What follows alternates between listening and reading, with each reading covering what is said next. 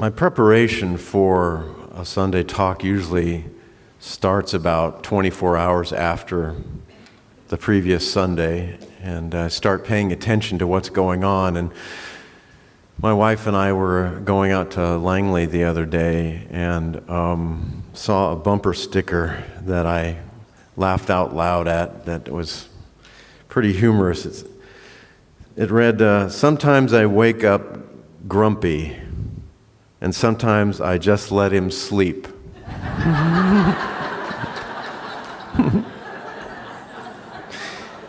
And I could really relate to that on multiple levels, because usually in the morning when I'm waking up, my wife knows not to approach me with business-related items of the day until after I have my tea and kind of wake up, because I can be a little bit grumpy. And I think it's very relatable on another level too, that when we come here, the thought vibration is an invitation really towards a willingness to wake up. And sometimes we have something going on that could be similar to being kind of grumpy about that. Grumpy about waking up and fulfilling our purpose or flowering in our consciousness. It's really our humanity. And I remember back in 2004, I went to a Landmark Education Advanced course. I mentioned Landmark last week as the forum, but this advanced course was much more intense. It was only about 60 people versus 200. And so it was very much more intimate. And I felt my internal dialogue and my own humanity getting kind of grumpy about it, because they were really asking us to step forward into our being and to be who it is that we are. And there was all types of interesting dynamics that were going on for everybody in the room around owning that sovereign self of who it is that we are waking up to. And I remember when I saw that bumper sticker, "Sometimes I wake up grumpy and sometimes I just let him sleep."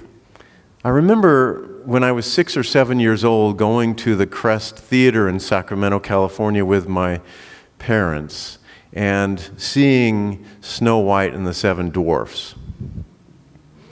And Grumpy was one of those little guys. And it was interesting that I did a little bit of research on that story.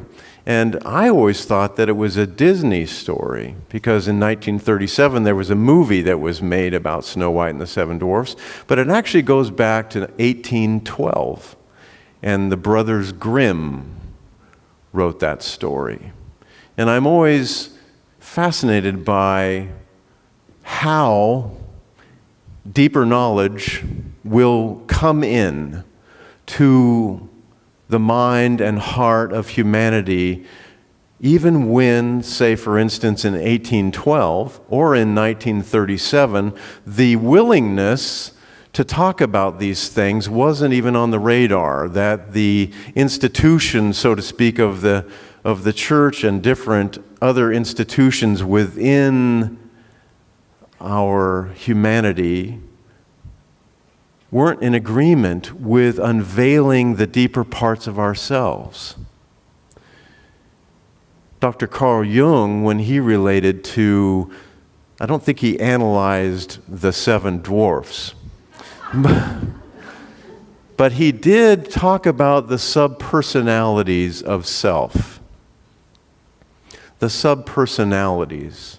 And so, for years and years, I've been involved in this work, and I've been with others for so long around this transformational process. And we hear the good words, and we hear the good message, the gospel, which means the good news, in our daily lives, and yet on some levels we struggle. We ask, why can't I open up more into the actual truth of being? Why am I grumpy in my life around this whole transformational journey? Well, there are these sub-personalities that we have within us, and giving our attention to them, not only giving attention to the light and the love of God, trusting that it will transform us, but also really working with these inner dynamics that aren't necessarily conscious, so that we can step into the fullness of our purpose of why we came to earth. And I take this work, as you may have picked up already, very seriously in terms of coming into our fullness of self. So this isn't just about worship, it isn't just about celebration, it isn't just about feeling God, but it's about doing that inner process so that you and I are free. And in this Snow White and Seven Dwarfs story, it's interesting that these parts of ourselves that were depicted in the story and in the movie, see if you can relate to any of these. Of course, there's Doc. Doc is the healer. A lot of people in this room are interested in healing, and that is something that has risen up out of your own consciousness to say, yeah, I want to look into those levels of and those modalities of what it means to be a healer. It's like a natural inclination within some people in the room. And then, as already described, grumpy. That which is resistant within us. And then there is happy, the optimist. Sleepy, the part of us that is in inertia, that wants to pull the covers over our heads and say, I don't want to. Can you relate to that at all? And then there's bashful. The person or the sub-personality or part of us that doesn't want to claim our power, that hides our light under the bushel of self because we're afraid on some level we might get persecuted, like some of the people that we have read about in Scripture and so on that have been. And then there's sneezy. Sneezy is that part of us that is dedicated to kind of holding on to health issues. Well, if I could only break through this kind of drama with my health. And then there's dopey. Dopey is the part of us that just doesn't feel that we're smart enough. But in the story, the seven dwarfs, hi-ho, it's off to work I go, they worked in a mine in the original story. They worked in a mine, which is a metaphor for that they worked underground.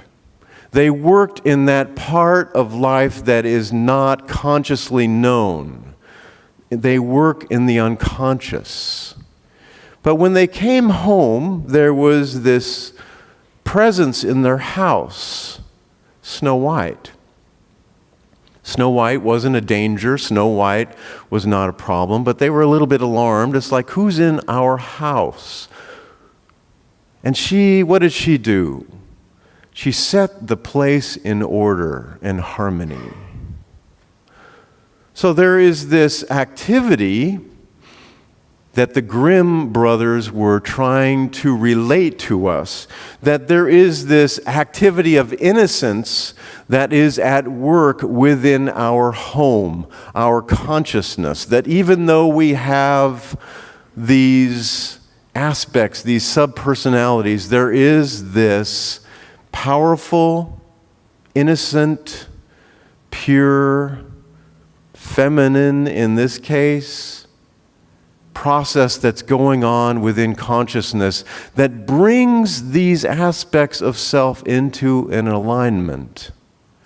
And she doesn't make them wrong for being bashful or sleepy or grumpy or sneezy at all. She loves them, and they learn to love her, which points to the integration of this interior process that you and I are involved in. We are involved in a process of integration. So the brothers Grimm were putting out information for humanity through children's stories. And there was also these great poets and writers. They really needed to work through a medium of information to people because it wasn't okay to talk about things that we are talking about right now in ages past. People could be persecuted for them, imprisoned, and other things. So there was another writer that I came across, I was guided to give voice to, the poet Hafiz. Some of you are familiar with him. He lived many hundreds of years ago in Persia. And this one is entitled, Threw Them Out of Whack. Sometimes when visitors come and words have done what they say they can, I say, there is a lute in the room where I rest. Go there, please, and fetch that, for I am having trouble walking these days. I will play you a tune that came to me last night when I was bowed in prayer. For I noticed this morning when I hummed it, some angels with hangovers gathered near, and they felt better.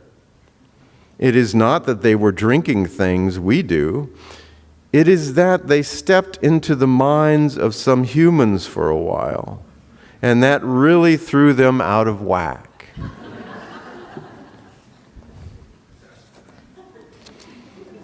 You and I can really get out of whack sometimes.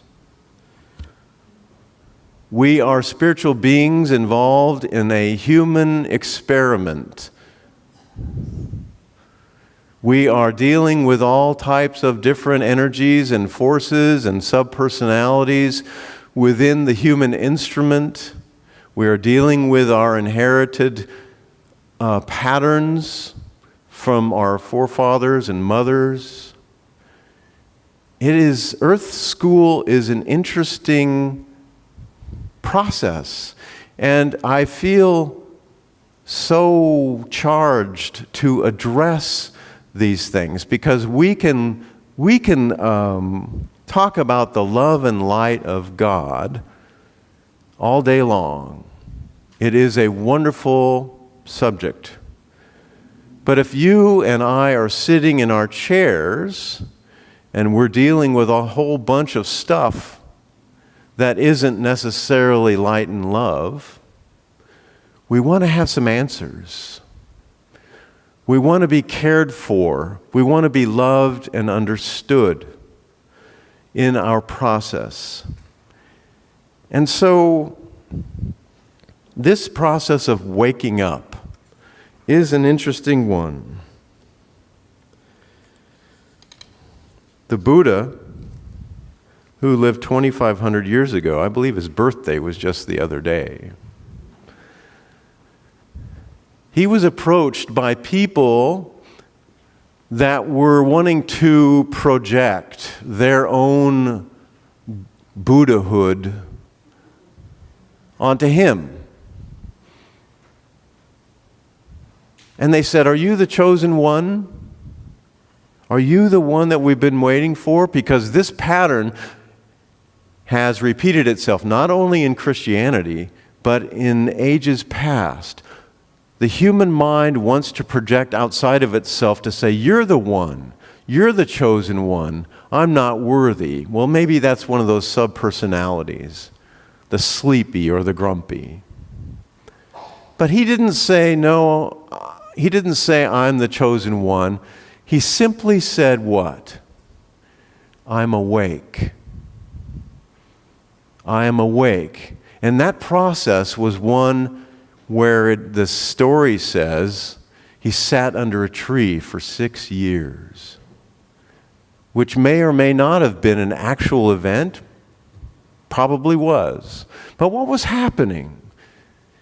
He was grounding, he was rooting himself, and he was rooting out. He was tempted by different things and forces and images and illusions that came. And he sat strong in his own being. A very, very good example for what is required on the path. Because I've been, where I come from in Sedona, it's la la land. I haven't found that so much about Vancouver. I think people are a lot more grounded here in terms of their path. But in Sedona, it's kind of like La La Land. You know, the energy of the rocks, the vortexes, and all of this kind of stuff. And who was King Tut in their past life, and blah, blah, blah. On and on and on it goes.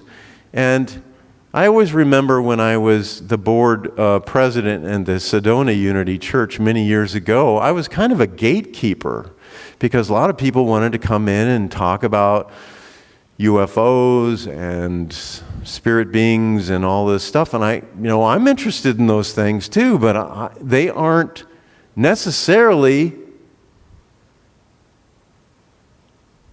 contributing to the awakening of the self. They're distractions. And they're like pasting on a whole another persona of self other than dealing with the rootedness of being and dealing with that inner content that is about the deeper work that has everything to do with addressing these subpersonalities. So, how to go about this process and make it enjoyable and make it fun and make it celebratory. And that's, your inner grumpy may be saying, well, why do you keep talking about these kind of like childish stories with Snow White and the Seven Dwarfs? Well, it's because there's part of us, an inner child part or whatever, that is needing healing around some of these things. So it has to be included. And it's like a door opening for us to walk through. That's why.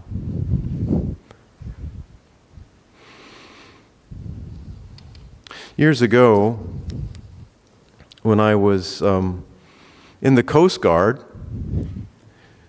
we had a mission statement saying that we used, Semper Paratus.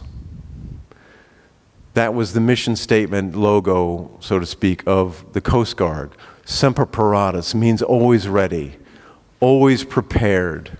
And that was a truth, because when I was in the Coast Guard, I served on a search and rescue station, and we went out on helicopters and saved people's lives. That was the mission of the Coast Guard, to save lives, and also law enforcement, maritime law enforcement. And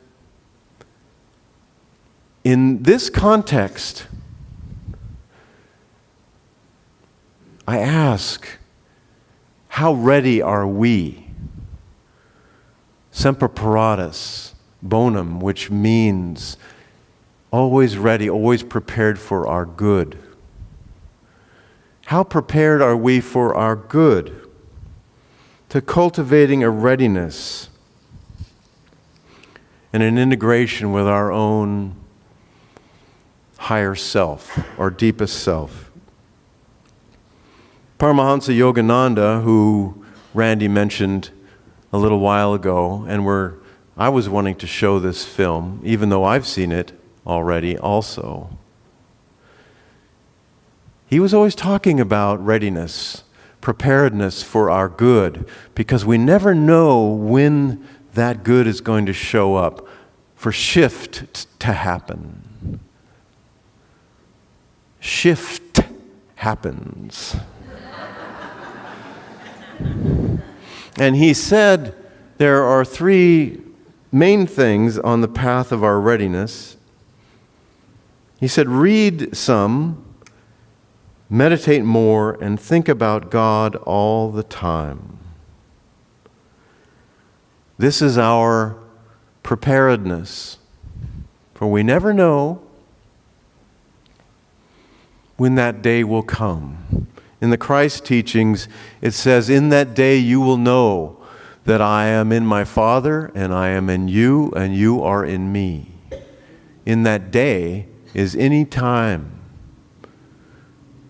And that's why there is this discipline around readiness, preparedness. It really has to do with how much we want it. How much do we really want it?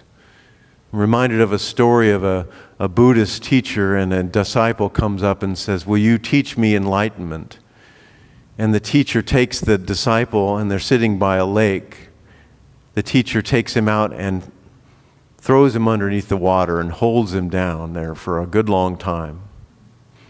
And the student is struggling, and finally he lets him up, and he says, why did you do that?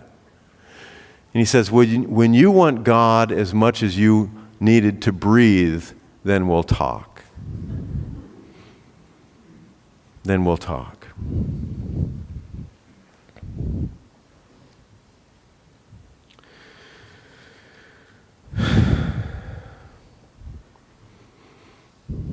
So, in a way, this Spirit is here with us right now, in a very definitive way.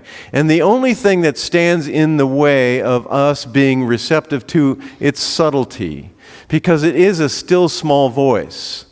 That is the way that Scripture talks about the subtlety of God's presence. And the only way that we can be open and receptive to it is through this process of readiness and openness for our good.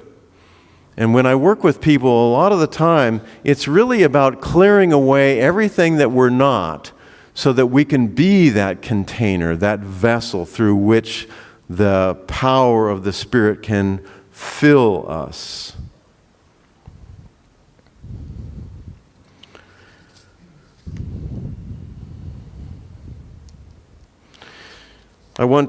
Sometimes I want to just put aside the notes. And there's somebody in here that I won't obviously identify. But they used to go to an evangelical church. And it was all about having an experience of God. Having an experience of aliveness. Had to do with movement, had to do with expression of joy and having this breakthrough. Are you too mature to have that experience?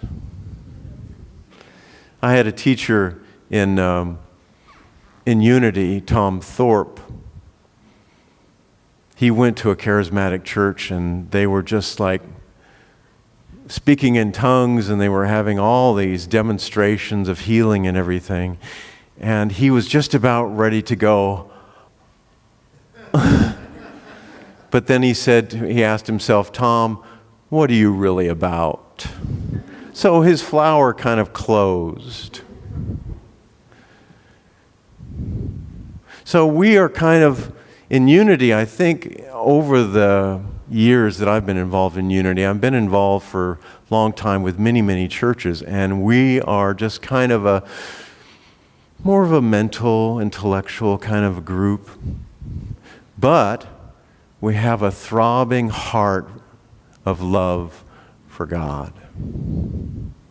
Do we not? Isn't that what you desire in your life, to have this living experience of your heart blowing open like a flower, like a rose? You know, in some of the ancient metaphysical teachings, like Rosicrucianism, the symbol of that teaching is the rose, an open rose. So what is it that are we about? Well, it's all in accordance with your own opening and your own timing, is it not? But sometimes I just want to, let's have the service downstairs so we can clear out all the chairs and dance. And really, something about movement. Of course, we probably won't do that. Will we, Randy?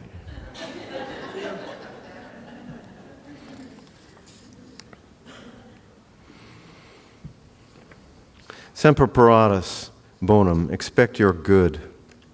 I invite you to say with me 3 times, I give thanks and I expect my good. Together? I give thanks and I expect my good. I give thanks and I expect my good. I give thanks and I expect my good. Can you stand up and say that?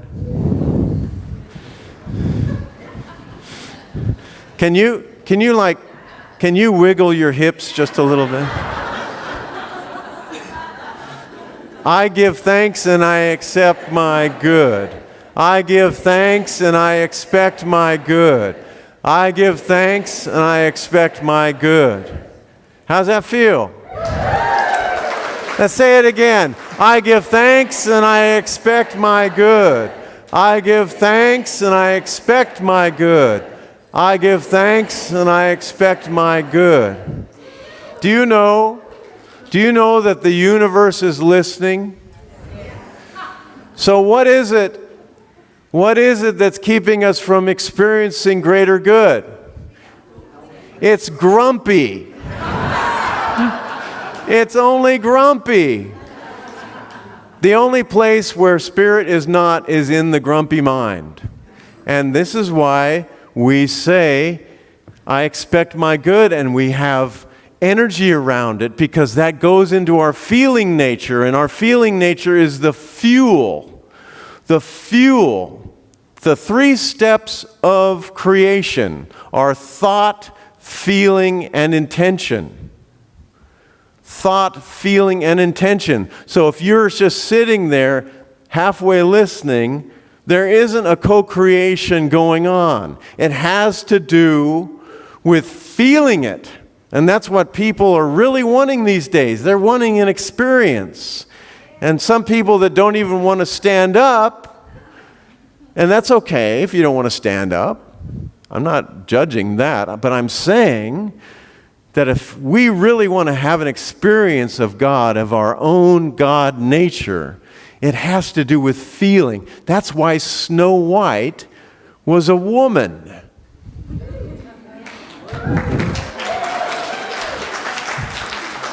And I'm not just on my soapbox about women's rights. I'm talking about the feminine is the feeling nature in God.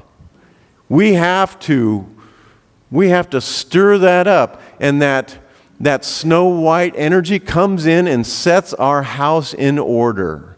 The Snow White, the 7 dwarfs had a messy little house. Their sleepy, dopey, all that kind of stuff was about not being plugged in. But the feeling nature comes in and sets that house in order. You get the metaphysics of that. You can sit down if you want.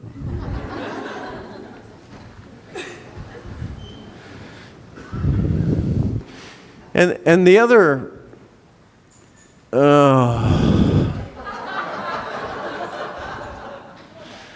There is a story. I used to have a light box in my office that was like a stained glass light box. And it was a depiction of Jesus on the waves, or in the boat, with the disciples. And he's asleep. Actually, he's just prior to the depiction on the light box, he's asleep. But on the light box, it says in the scripture that the disciples are sore afraid. They're kind of like the dwarfs. The 12 powers are the 12 centers. The 12 disciples are analogous to the 12 centers. And the 7 dwarfs, 7 chakras. Any correlation? Maybe so. They're trying to tell us something. They're trying to awake us through these stories.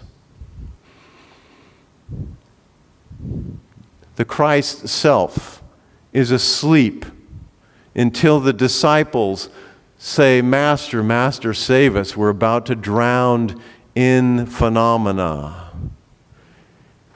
And the Christ self arises and quiets the storm. Now that could be direct history, or that could be a great metaphysical metaphor for us. That when our own inner disciples are sore afraid or grumpy or whatever they are, being victimized by the elements, the actual self says, be still. Takes command. This is a great metaphor for your life. Your life. It's not just a story. It's your life. What is the actual self? Can we call upon that to still the storm? To awaken and to be a teacher for the disciples? Yes. That's what this is all about. So I give thanks and I expect my good. This is something that you can take home with you today. I give thanks and I expect my good. Semper Paratus, Bonum. Always ready for good. I think I better stop now. Blessings.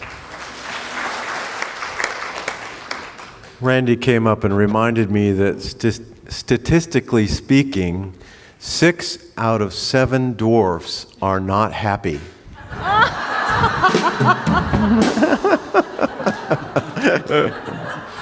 That's pretty good. You got to think on that just a little bit and then, oh yeah, there's a little, never mind.